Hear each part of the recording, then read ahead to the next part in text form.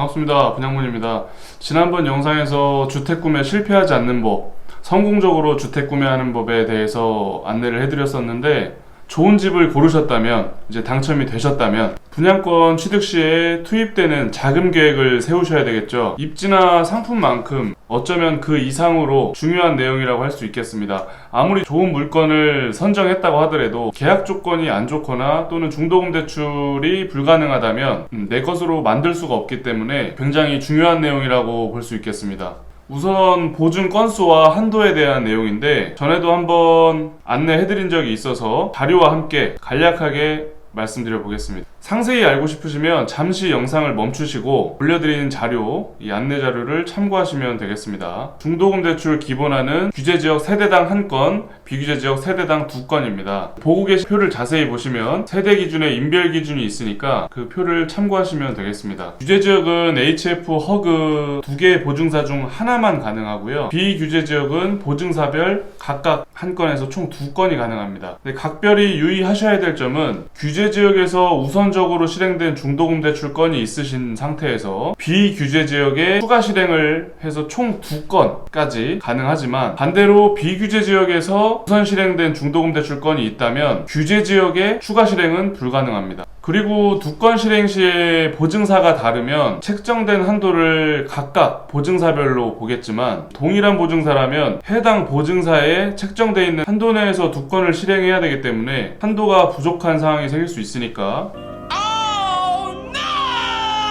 보증사와 본인의 보증 잔여 한도를 꼭 체크를 해보셔야 합니다. 물론 이제 보유하고 계신 분들 얘기입니다. 또는 추가로 보유 계획이 있으신 분들, 추가로 취득 계획이 있으신 분들. 그런데 이제 계약 시점에는 중도금 대출 보증사가 미정인 경우들이 많이 있기 때문에 보증사가 동일하다는 전제로 한도를 계산해 보시고 대략적인 계획을 세우셔야 됩니다. 실행해야 되는 금액의 한도가 부족할 수도 있으니까요. 그래서 이제 보증 건수나 한도에 대해서 어느 정도 알고 계신 분들은 예상을 하시고 자금 스케줄을 맞추시는 거고, 또는 그게 이제 불가능할 것 같다 싶으시면 배우자가 있으시다면 배우자 명의로 청약을 하거나 계약을 하거나 이렇게 하셔야 되겠죠. 배우자는 그 보증 한도를 개별로 책정을 하기 때문에 이런 부분들을 미리 예상을 하고 자금 계획을 세우셔야 됩니다. 그리고 많이 착각하시는 것들이 분양보증사하고 중도금 대출 보증사인데, 이거는 개념이 다르기 때문에 혼동하시면 안 됩니다. 그러니까 아무리 좋은 물건에 내가 당첨이 됐어도 중도금 대출 실행이 불가능하다면 낭패를 볼 수 있기 때문에,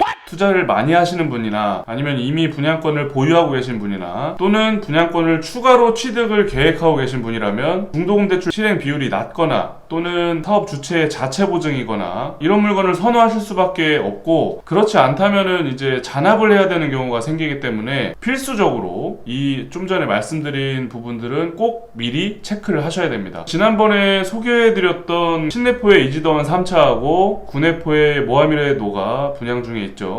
여기도 마찬가지로 이제 투자 개념으로도 많이 보시기 때문에, 또는 추후에 분양할 단지들이 많이 있기 때문에 우선 계약 조건을 한번 살펴보겠습니다. 여기는 전국 청약이다 보니까 기존에 분양권을 보유하고 계신 분도 많이 계실 거고, 또는 추후에 분양 예정 단지들의 취득을 계획을 하고 계신 분도 계실 건데, 분양 중인 이 두 회사의 계약 조건을 좀 전에 말씀드린 것을 토대로 한번 살펴보도록 하겠습니다. 신내포 이지더원 3차는 84타입 36평형이죠. 기준층 기준으로 총 분양가가 3억 3,860만 원이고 중도금이 50%가 책정되어 있습니다. 금리 3%로 산정했을 때 예상되는 이자가 약 500만 원 정도고요. 분양대금하고 합산을 해서 실사용 면적인 39.70평으로 환산을 해보면 평당가가 약 860만 원 정도 나오고요. 구내포의 모하미레도 84A타입 33평형 기준층 기준으로 총 분양가가 3억 1천만 원인데 중도금이 60%가 책정되어 있습니다. 그래서 여기도 마찬가지로 금리를 3% 산정해서 예상이자를 환산해보면 약 780만원 정도, 분양대금하고 이자하고 합산해서 실사용 면적인 36.45평으로 환산을 해보면, 나누기를 해보면 평당가가 약 870만원 나옵니다. 우선 분양가를 놓고 실면적 평당가를 따져보면 큰 차이는 없습니다. 크게 쓰는 만큼 돈을 더 내는 거고, 근데 이제 이자 비용이 조금 차이가 나고요. 우선 분양가하고 중도에 발생하는 이자하고 했을 때 평당가를 환산해 보면 큰 차이가 없어요. 근데 옵션은 선택하기 나름이기 때문에, 그리고 개인의 목적이나 매도를 계획하고 있는 시기나 보유하고 있는 분양권 또는 추후에 취득하고자 하는 분양권 등의 여러가지 개인 상황에 맞게 단지를 선택하시면 되겠습니다. 내포 혁신도시의 기분양 단지들의 보증사들을 한번 살펴보면 이지 2차는 허그, 대방 1차는 자체 보증이고요. 대방 2차도 허그였습니다. 요번에 분양하고 있는 모하미레도도 허그로 결정이 났다고 얘기를 들었고요. 이지 3차는 보증사가 아직 미정입니다. 참고하셔서 계획하신 바에 차질 없도록 대비하시기 바라겠습니다. 와우! 제가 서두에 중도금의 비율이나 중도금 대출의 보증사나 잔여 한도 이런 계약 조건들이 중요하다고 말씀을 드렸는데, 이제 그 부분들이 얼만큼 중요한지 이유를 설명을 해드리겠습니다. 우선 보증 한도를 계산하실 때 실행된 중도금의 전부를 따지시는 게 아니라 실행된 중도금의 80%를 보셔야 되는데, 신내포 이지더원 3차의 경우는 중도금이 50%니까 약 1억 6,930만원 책정이 돼 있고요. 그 중에 80%인 1억 3,544만원이 보증 한도로 빠지게 되는 겁니다. 그럼 잔여 한도가 1억 6,456만원이 남는 거고요. 구내포의 모하미레도는 중도금이 60%니까 1억 8,600만원이 책정되어 있고, 그 중에 80%인 1억 4,880만원이 보증 한도로 빠지게 되는 거죠. 그럼 잔여 보증 한도가 약 1억 5,120만원이 남게 되는 건데, 동일 보증사라는 전제 하에 보증 한도액 3억으로 한번 추산을 해보는 거고요. 지어지는 동안 중도에 발생하는 이자도 물론 억울하고 부담스럽지만, 무엇보다 추후에 내포 혁신도시에 추가로 공급 예정 단지들이 많이 있잖아요. 또는 분양권을 이미 갖고 계신 분들도 있으실 거고, 대형 평수라면 분양가가 상대적으로 이제 높아질 거기 때문에 당연히 중도금이 많이 책정이 되겠죠. 그때 내가 추가로 취득하고 싶은 단지가 있거나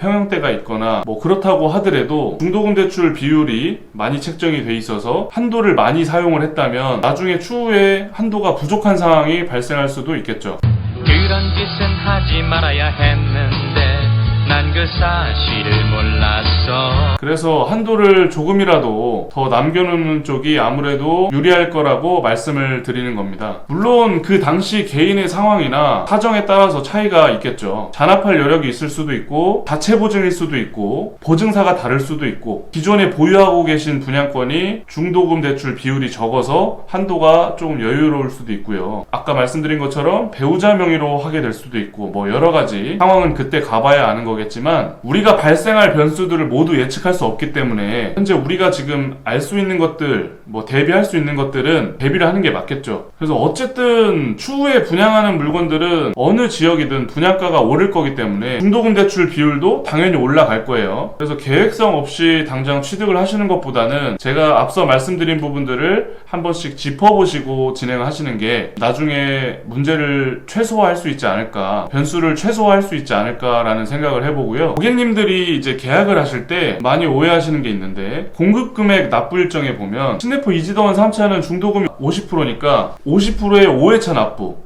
잔금이 40%로 돼 있어요. 구내포의 모하미레도는 중도금이 60%니까 6회차를 납부하게 돼 있죠. 그리고 잔금이 30%가 잡혀 있습니다. 근데 이 납부 일정은 오해를 하시면 안 되는 게, 납부를 해야 될 금액이 뭔가 중도금이 작으면 커 보이기 때문에 부담을 많이 가지시는 것 같아요. 중도금 대출은 나중에 담보대출로 전환을 해서 쓰시지만 개념 자체를 별개로 보시면 되는데, 비규제 지역은 현 시점 LTV 70%가 적용돼 있어서 최대 70%까지 주택담보대출이 가능하십니다. 그래서 어쨌든 계약할 때 내가 분양대금의 10%, 확장대금 10%, 이런 식으로 약 10% 정도를 내셨으니까 잔금 때 담보대출로 전환하시면서 최대 70%까지 담보대출을 받으시면 초기에 내셨던 10%를 제외하고 나머지 잔금 20%하고 발코니 옵션 등 잔금만 내시면 되겠죠. 보시는 것처럼 구내포의 모하미레도 84A 타입하고 신내포의 이지더원 3차 84A 타입하고 사용하는 면적을 대비해서 계산했을 때 투입되는 자금이 큰 차이가 없어요. 아까도 말씀드렸지만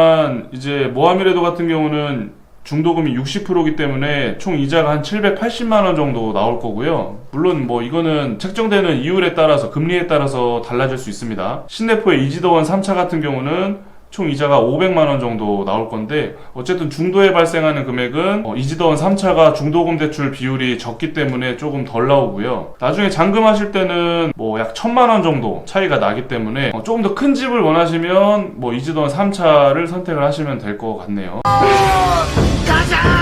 자, 보시는 것처럼 신내포 이지던 3차 실사용 면적 39평형하고 그 구내포의 모함이라도 36평형하고 사용하는 면적을 감안해서 보시면 투입되는 자금이 뭐 비슷해 보입니다. 그런데 실제 사용하는 면적이 커서 더 쓰면서 금액을 지불하는 거하고 지어지는 중도에 발생하는 이자를 더 지불하는 것하고는 뭐 분명한 차이가 있다는 생각이 듭니다. 뭐 물론 이제 그거는 고객님들의 자금 사정이나 여건에 맞게 진행을 하시면 될 것 같고요. 오늘 제가 분양가나 실사용 면적 평당가나 중도금 그거에 대한 이율, 뭐 면적이나 이자 등 보증사 관련해서 말씀을 드렸는데, 현재 이제 시중에 배포되어 있는 자료를 토대로 말씀을 드린 거고, 보는 관점이나 기준에 따라서 또는 정책에 따라서 뭐 개인 신용도에 따라서 상이할 수 있으니까 해당 기관이나 사업 주체에 꼭 다시 문의하셔가지고 착오 없으시길 바랍니다. 분양권을 이미 보유하고 계신 분이나 취득 계획이 있으신 분들 또는 추가 계획이 있으신 분들, 취득 시에 중도금 대출 비율이나 보증액 잔여 한도 또는 세금 뭐 이런 것들 면밀히 체크해 보시고 본인의 분양권 보유 현황이나 향후 취득 또는 매도 계획에 맞게끔 현명한 판단하시기 바라겠습니다. 부자 되십시오.